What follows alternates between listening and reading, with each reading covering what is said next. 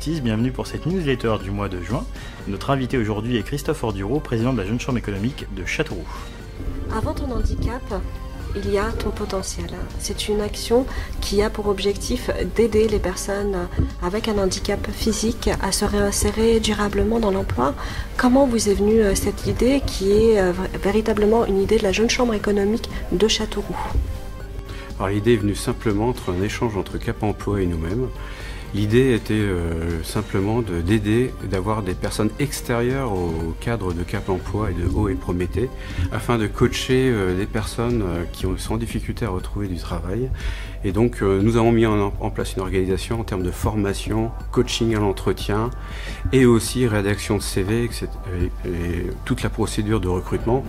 Et aujourd'hui on en est au stade où sur 10 filleuls, on a eu 7 personnes qui ont trouvé un emploi. Et nous passons donc au deuxième volet d'ici la fin de l'année qui est la transmission de l'action. Donc on est en train de rédiger toute la procédure avec Cap Emploi afin de leur transmettre l'action, afin de trouver d'autres associations autour, d'autres volontaires, afin de continuer ce mouvement finalement que nous avons réussi à amener à terme sur la première session. Les richesses d'Eb, une opération pour découvrir et promouvoir les richesses culturelles de Châteauroux afin de développer le potentiel touristique de ta ville. Quelle est la genèse de cette action? Alors c'est une opération qui est venue directement de l'idée d'un des membres, qui est Ludovic Bionnier, qui aujourd'hui est VP exécutif entre guillemets lié à la programmation, qui est lui-même architecte et son but c'était, on a un patrimoine culturel, on a un patrimoine historique, on a un patrimoine industriel, qu'est-ce qu'on peut faire pour réunir et faire connaître tout cet ensemble au niveau du grand public? Donc l'idée était simple mais pas facile à mettre en place. Aujourd'hui on a réuni une équipe à peu près de 7 personnes qui ont démarré l'action autour de la rivière Indre. Et l'objectif est de réaliser un bloc-marque, un parcours touristique autour de la rivière qui traverse, qui est le centre un peu de Châteauroux, qui traverse tout Châteauroux, et de réaliser de part et d'autre des découvertes aussi bien culturelles, parce qu'on a quand même un grand centre de culture napoléonienne à Châteauroux, et des grands centres industriels de l'époque des années de l'après-guerre qui subsistent encore aujourd'hui. Donc c'est d'essayer de réunir tout l'ensemble, faire connaître Châteauroux, pas simplement connaître Châteauroux à travers le panneau qui indique la sortie d'autoroute ou son équipe de football. Oser citoyen, une action que je ne présente plus, qui est née à la Jeune Chambre économique d'Orléans, qui a été projet national, que vous avez décidé de reprendre à la Jeune Chambre économique de Châteauroux. Où en êtes-vous? Alors à Châteauroux, Oser citoyen, ça a été naturel qu'on reprenne cette action vraiment nationale. Et puis même bien avant qu'elle devienne nationale, on a eu l'idée de reprendre cette action lors du programme, notre programme cette année.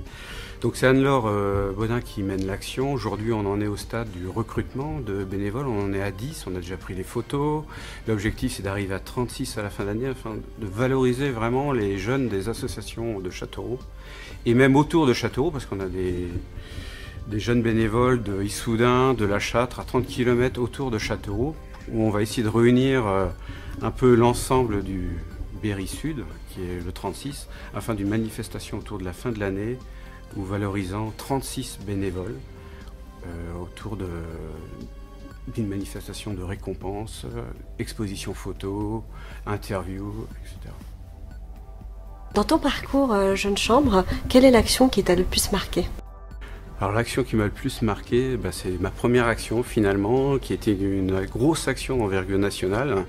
C'est passé par un recrutement entre Laurent Frémont, qui était président à l'époque, David Joanneau, jeune membre.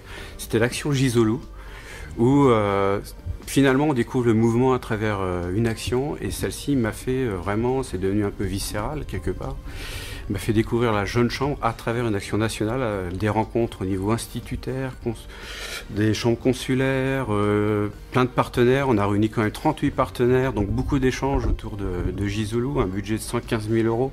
Donc une grosse action qui a très bien réussi, parce qu'on a réussi à faire quand même 3 manifestations sur 6 mois, avec une couverture. On a reçu 9% des habitants de la communauté d'Aglo, qui représente quand même 80 000 personnes.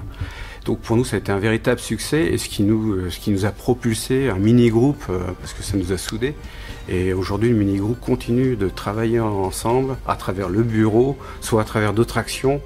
Donc c'est pour ça que la Jeune Chambre, ça se vit en tout premier à travers l'action sur le terrain.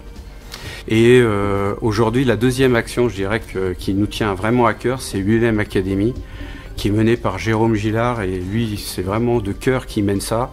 Je félicite par rapport à cette action qui va durer 2 ans, mais qui a la force de valoriser les jeunes, les vrais jeunes qui sont vraiment en difficulté scolaire, qui ont 14-15 ans, à travers une très belle action de brevet du LM, donc je le félicite particulièrement.